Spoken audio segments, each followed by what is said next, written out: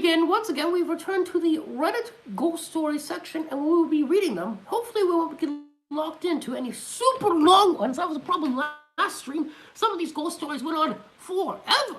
All right. The presence in the old hotel and the staff knew.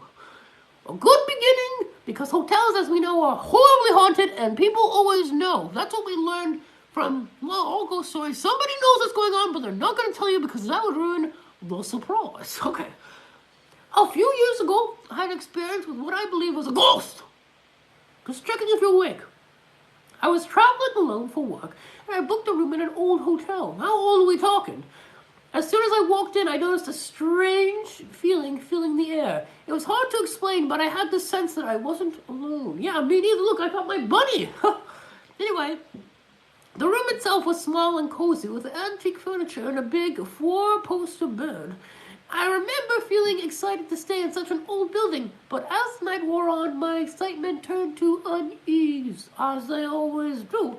Throughout the night, I heard unexpected noises coming from different parts of the room. It wasn't just the usual creaks and groans of an old building either. It was as if someone was walking around, moving furniture and whispering in my ear. What did it whisper? It probably has some critique about the decor. Their ghost is probably like it's too old. Modernize it. I'm sick of living in this squalor. At one point, I even felt a chill run down my spine, as if someone had touched me. I had tried to convince myself that it was just my imagination. It never is. But the feeling was too real. I barely slept that night and couldn't wait to leave the next morning. When I told the hotel staff about my experience, they didn't seem surprised. Like I said, they never are. Are they okay with it? Apparently, they had reports of strange occurrences in that room. Some guests had claimed to see a ghostly figure standing at the foot of the bed. Ooh, probably me, looking for ghosts. Although I can't say for certain what I experienced that night, I can say that it left a lasting impression on me. As someone who's always been skeptical of the paranormal, it was a surreal and unsettling experience that I won't soon forget. You can bet I left a not-so-flattering review online. Where's the link to the review? It was in Boston. Ooh. A lot of people I book another hotel stay.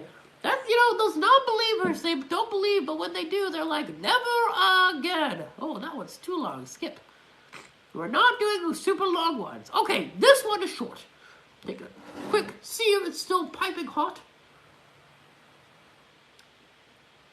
Still doesn't taste like anything, but it's hot. So I've experienced a few ghostly and scary things in work and out of work. I just wanted to post them out here so I can share with others. What do you do for a living, huh? Security guards see a lot of ghosts, so I'm told. Well, I know because I talk to them. That's the best kind of job for hunting ghosts. And you get to make money. I should do security work. Could you imagine me?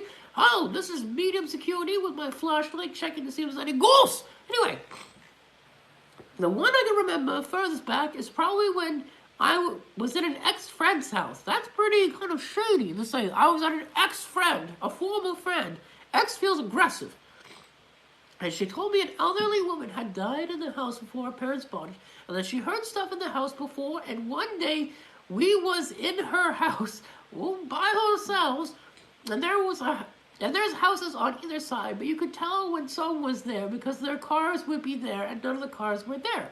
Well, that doesn't mean anything. I don't drive. There's no car here, but I'm living here, much to the surprise of the owners.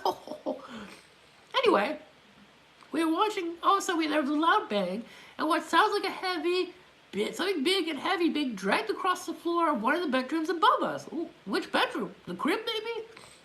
And so I freeze because I'm thinking, what is that? And my friend starts laughing and shouts, if that's you, can you come down the stairs? Oh, don't invite them downstairs. And whoever it was, starts walking down the stairs, and it stops right at the bottom step. A few more times after, we could hear footsteps coming down the stairs and walking up the stairs, and loud bangs. Cowardly ghost, of course, wants to make you scared, but isn't going to show their face.